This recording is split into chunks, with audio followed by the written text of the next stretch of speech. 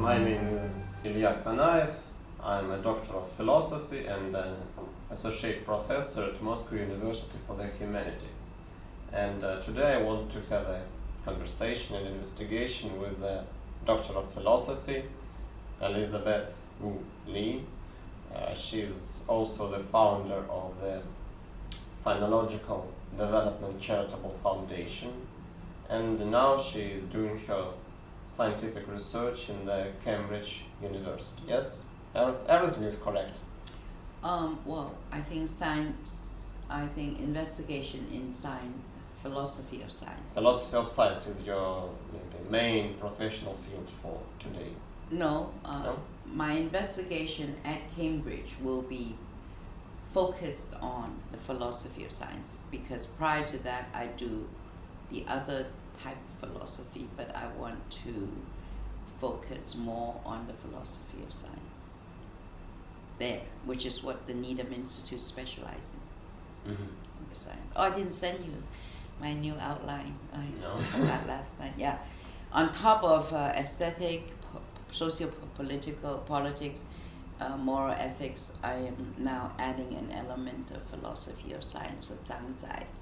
Zhang Zai is from the 12th century, and my focus of all my research is on him, but I'm using different aspects of Western philosophy to explain his scheme. His schematic structure is so rich that it cannot just be explained through one single type of Western philosophy. So I am now inviting aesthetics, socio-political, moral ethics, ethical, as well as philosophy of science to work together to have a contemporary view, understanding of what Zhang Zai was trying to say to us.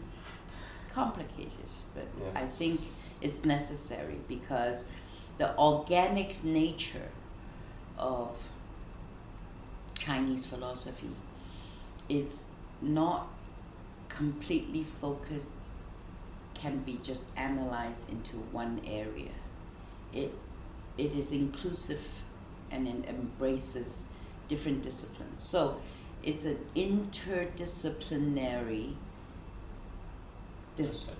topic, which is why it's so difficult to understand Confucianism. Confucianism is not just aesthetic, not just even medicine, which is why philosophy is science, because the medical aspect is scientific in the Western sense, but in the Chinese sense, it is something under the philosophy and thoughts, and it's hard to separate. And so even in the Western sense, we say, where do we place science? We place science as an explanation of practical life, so that here, Chinese philosophy is a practical investigation and understanding of the universe. And so it's so difficult to separate out, to say, oh, the society and the individual and nature, none of this is separated. Yes. Yes. Yes. So in order for Chinese philosophy, Chinese thought, Chinese system, my area of specialization is with a Song Dynasty philosopher called Zhang Zai, and I'm using aesthetics, socio-political, moral, ethical, and the philosophy of science to look into his whole system, because I feel that in order to have a dialogue and in order for other traditions to understand one of our most important philosophers, I must use their languages and their way of looking at the worldview to explain his thoughts. And the rites as principles is one of the fundamentals, actually not created by Zhang Zai, but it's from the preaching Confucian writing, which he believes needs to be developed as a monistic cyclical system, because in the second half of the Song dynasty, the Bivarian aspect of logic and influence came into some of our philosophy, which is different from the traditional preaching philosophy. And so, it's clear. We can turn to your paper. I read it and I liked it very much.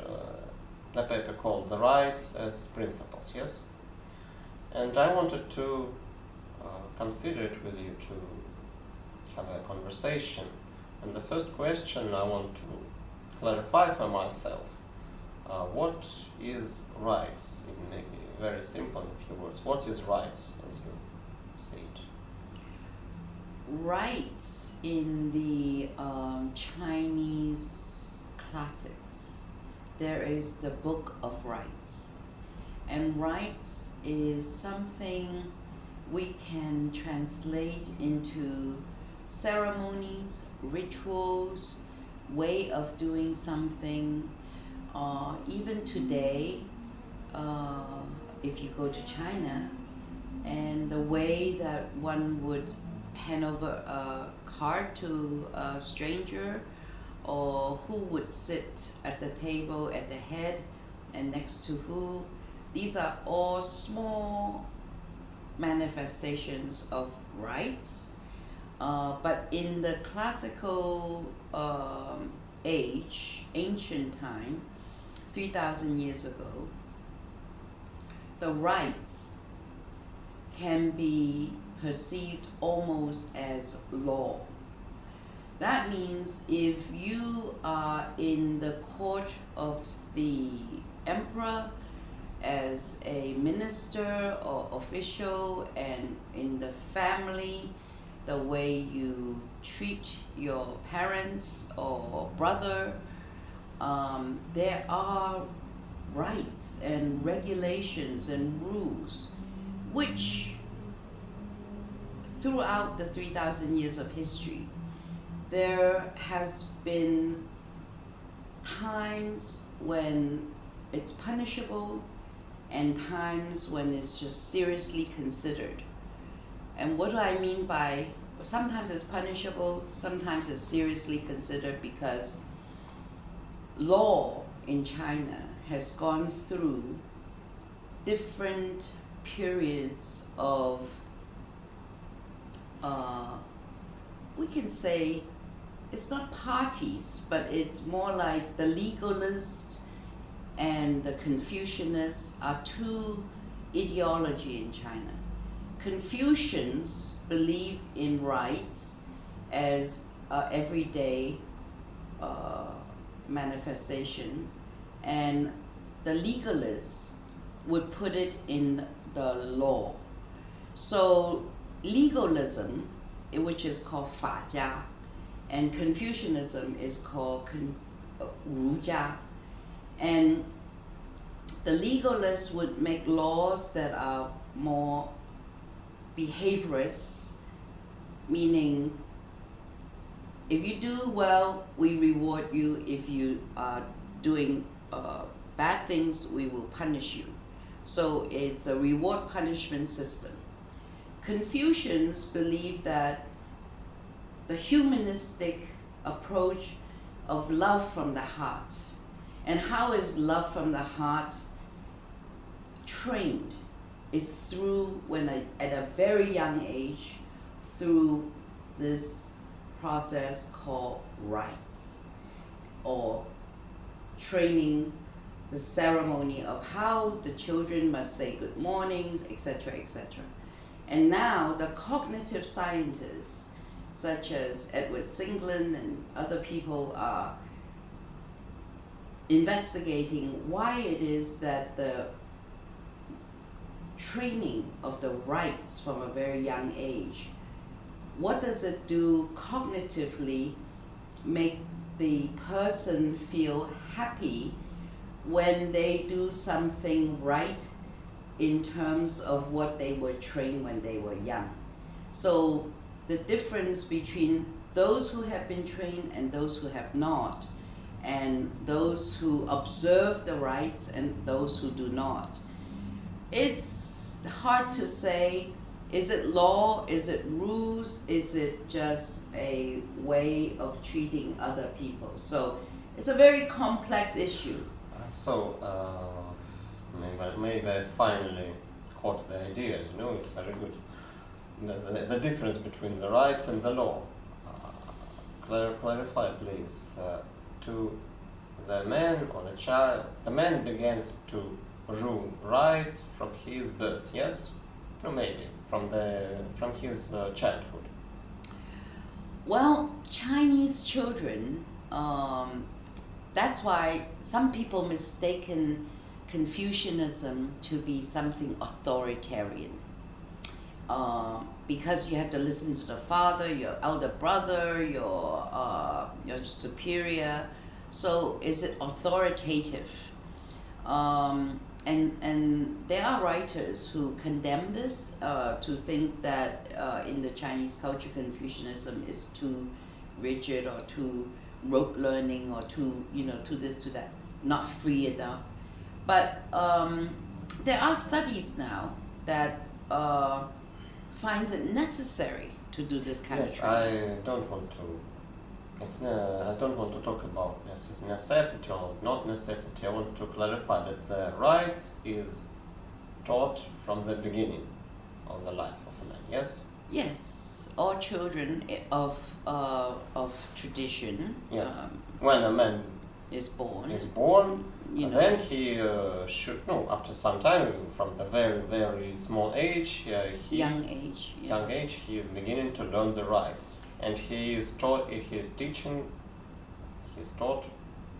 with rights.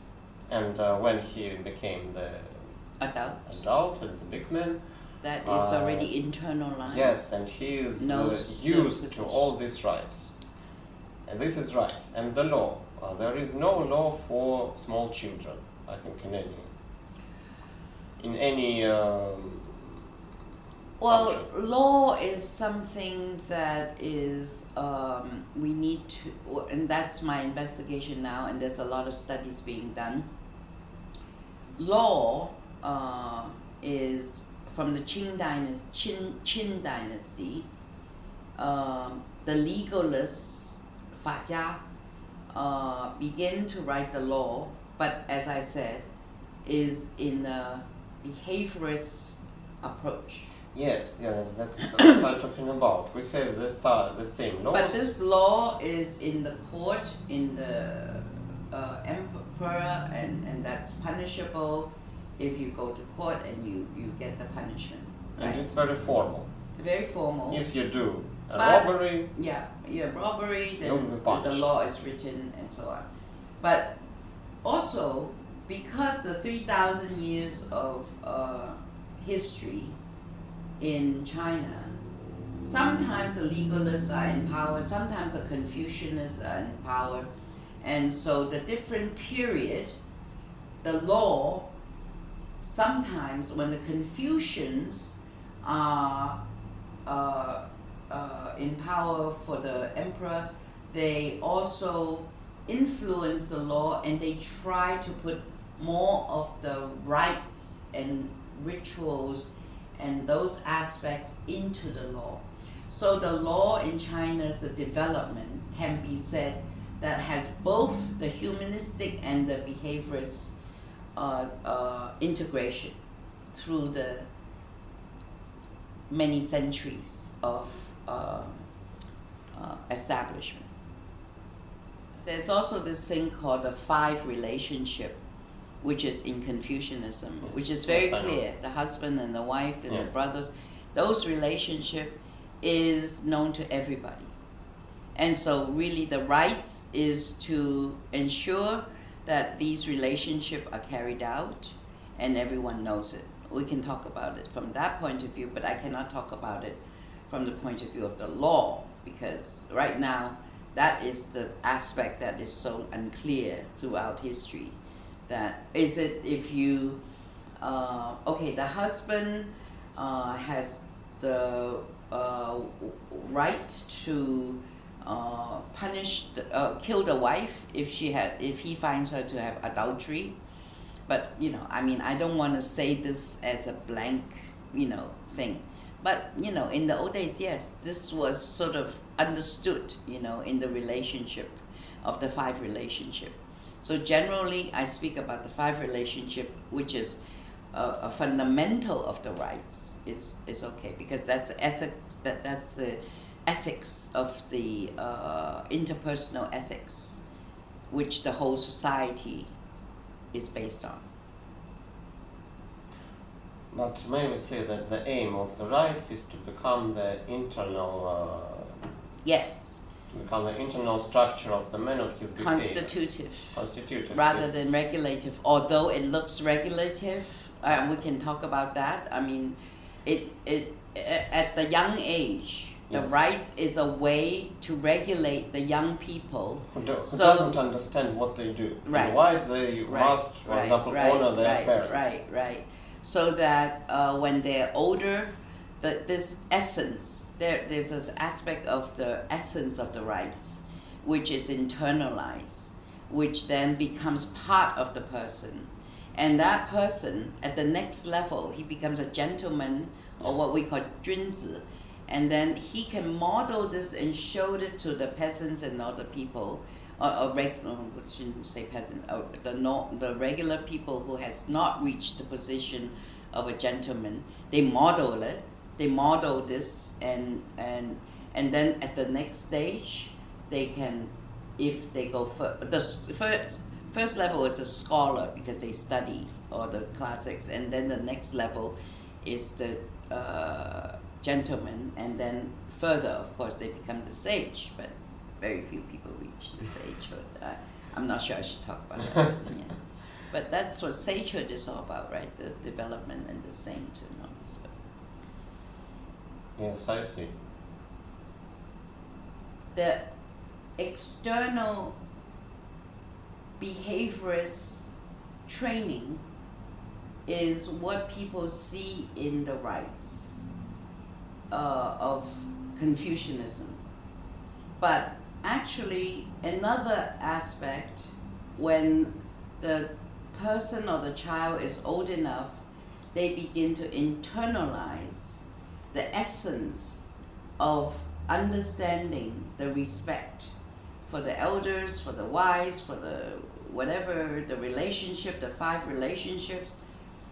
And it's no longer like the little animal where you give them a sugar or biscuits and they roll over, because they feel actually from a humanistic point of view that this internal motivation is constitutive inside themselves rather than being forced upon them. Yes. And I think oftentimes people talk about Confucianism in a way that is not clear, because actually internal to Confucianism there is legalism, and legalism is the behavior training of reward and punishment, whilst the Confucian aspect is more the humanistic, if we were to use more Western terms to explain it.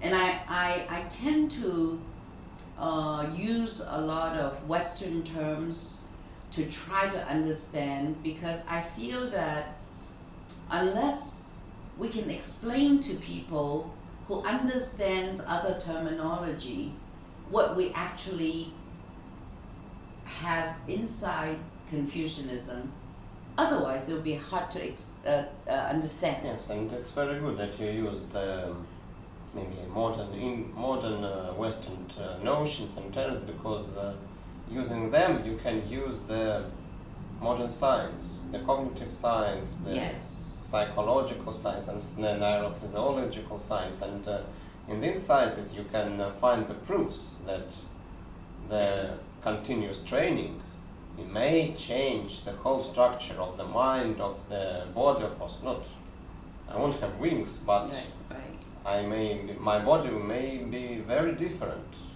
For example, we were walking, yes, before, and you saw that there are many types of human bodies. One body is very heavy, he has a lot of fat, he's unable to move, yes. It's his structure of body. For example, I have another structure of the body, but it's only because of my trainings. If I won't train, if I won't do the rites, if I won't get up every morning and make jogging and work out, I will have the same body as that man. And this is the rites for me. It doesn't depend what the weather is, what the mood I have. Do I want to do this or do I don't want to do this? I should do this. And only through this I can change my mental structure and my physical structure too. Of course, in some borders. Yes? Yes, so I think we clarified what is rights, and the next question is, what is principle? Yes? Well, principles is in Chinese is the character is written with the king on one side, then there is a field, and then there is the earth. The whole character is configuration.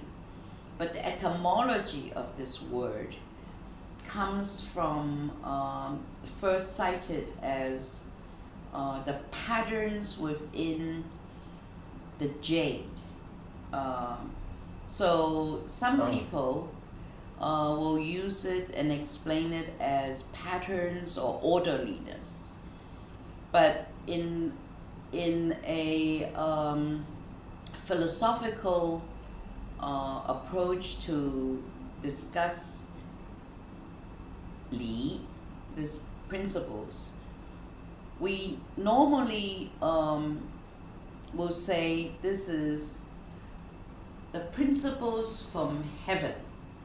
So what is the principle from heaven? I mean, it took me years to understand myself. Finally, many scholars will say the principles from heaven is actually the normative aspects of society. So it's the unseen culture, the reason that people know what to do, that is internalized. And we don't forget, China is a high context civilization. What is a high context civilization? We have 3,000 years of tradition. Everyone knows the classics.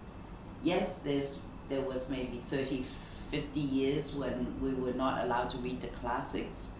But what is 50 years in 3,000? It's not very much. So today, if you talk to any taxi driver in Beijing or in China or in Malaysia, everyone knows what Confucius talk about in terms of respecting your parents, which we call filial piety. Xiao is the most important part. That's why in the old days, having old age home is such a shame, because it is like oh, your children are not taking care of you in their old age. That is so shameful. And don't forget, China versus the West, we are in a shame culture rather than a guilt culture. In the Christian world, everything is the internal guilt. But in China, definitely it's shame. So why they're always talking about faith? I will lose faith because other people will say, you are shame because your children not taking care of you and sending you to old age home. Of course now it's accepted because you have very nice old age homes and people are taken care of very well. But the shame of not taking care of your parents, even the lowest, poorest person will spend the time and money and organize for their parents' old age. And this is innate. So this norm and this principle from heaven is what is manifest in the society for 3,000 years.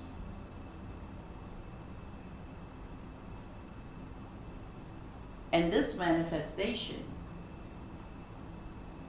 can be looked at in terms of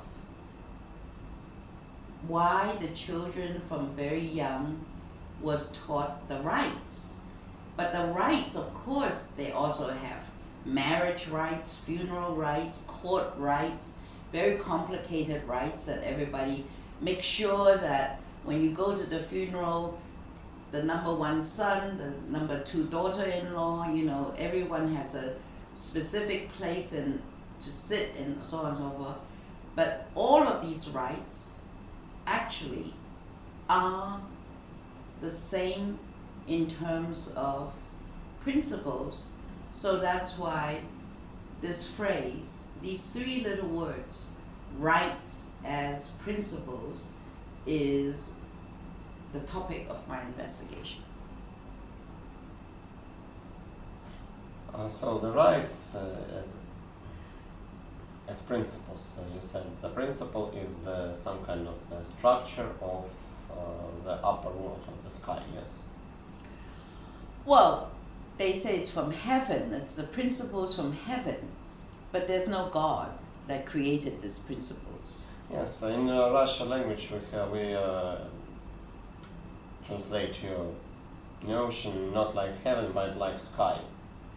Sky, yes. Because heaven is Christianity, yes, with many saints, gods, and so on. And sky is above everything. Yes, we because our many of our translated words like principles in heaven and all this was done early in the 19th century and a lot of missionary involvement. Yes. So we use heaven, but you are right. Sky is really the more generic.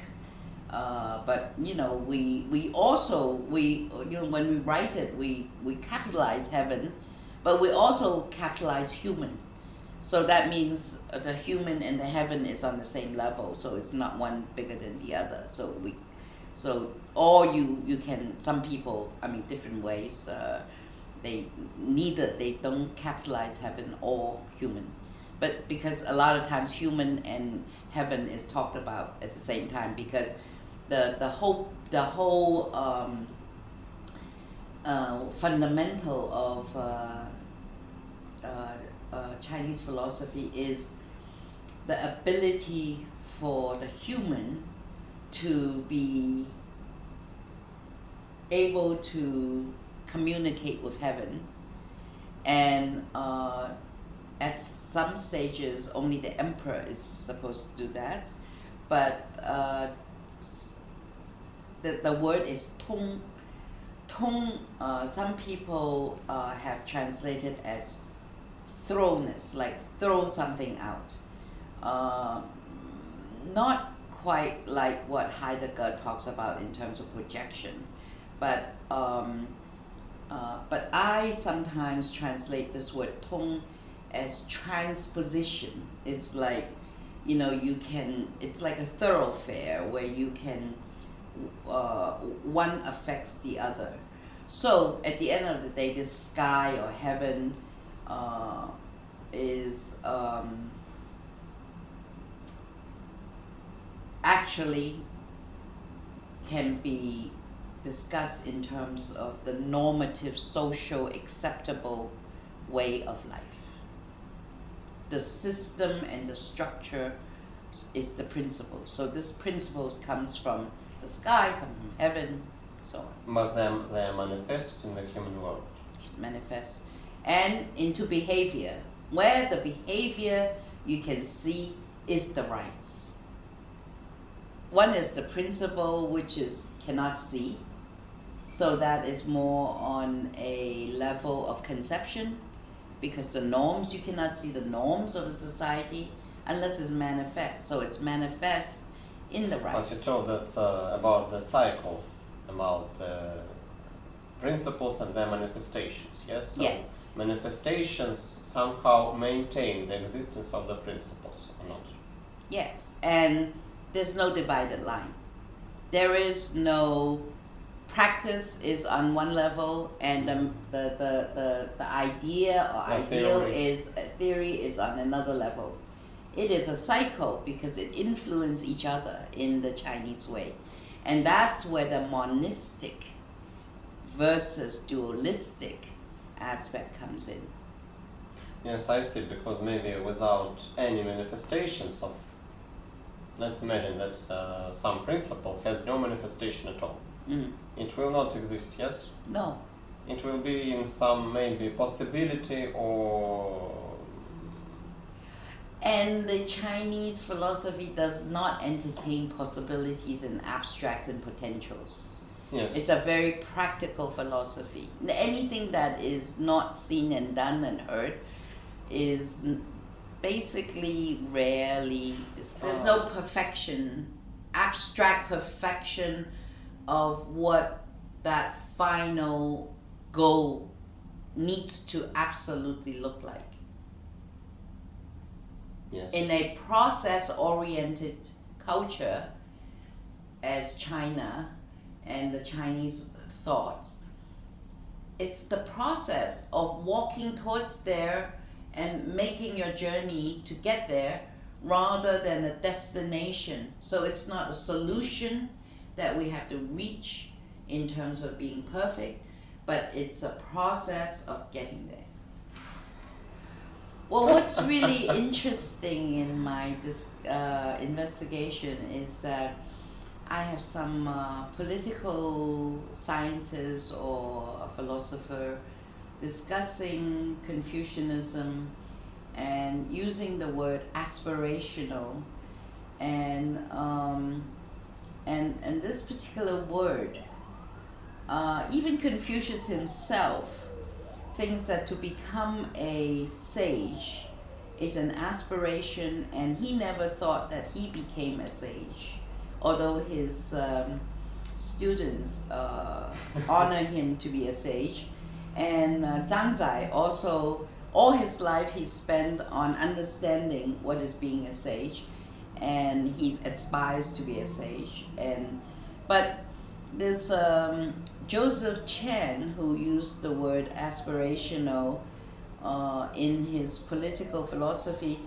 He discussed it as a sense of hopelessness, that, oh, it's impossible to reach that. But then I read Joseph Margolis, who writes about the Constitution of the United States from an aesthetic point of view, where they use the aspirational word as well. And their aspiration is a direction to go towards, and it's not hopeless. And I'm very interested in why there is this opposing view, one word of aspiration, because as we say, to aspire to something towards a direction, the ideal, whether it's abstract or perfection, You see, in my understanding, the Confucians never think they get there, and not getting there is really okay, because it's a direction to get there. But in Joseph Chan's discussion, he finds it very burdensome, because it's almost like he must get there, otherwise he's not perfect. And I think this perfectionist approach may have something to do with the fundamental of the bivariant truth of having to get there so that it's not false. Whereas if you're using a more monistic approach, you would say that, well, it's okay that we don't actually get there, but we get close to it, it's okay. And I think in the ethical system of Christine Swanton, who writes about a threshold of how people increase their virtuosity,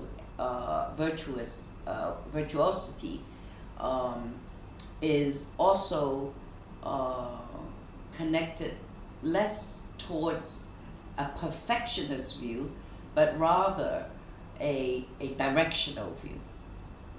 Really, in order to have a fruitful dialogue, it's not just to put any Western conception into explaining Chinese philosophy. That would be very wrong.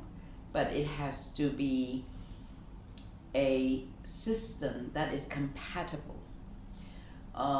What I mean by compatibility is that the mode of thought behind the system of philosophy has to match up. And I think the relativist view from Joe Margolis and the pluralistic from Christine are going to be very useful.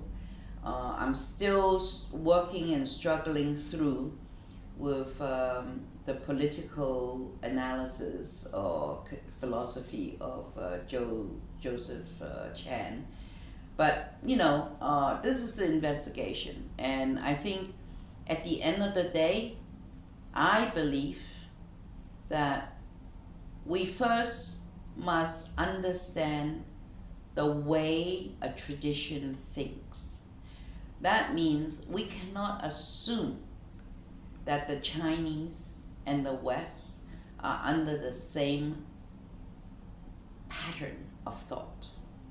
And I think without understanding the mode of thought, which we call 思维 in Chinese, it would be very dangerous to try to do comparative or dialogues between, and which is why I try to use the anthropological approach that Sir Geoffrey Lloyd is using at the Needham Institute, where I will be doing further research, because what he does is he takes the situation from an anthropological analysis of one cohort or tradition and compares it with the other, but not in terms of apples to orange, because the properties are different. And you can't compare aspects when the properties are different. And that's where I appreciate Joseph Margolis' contribution.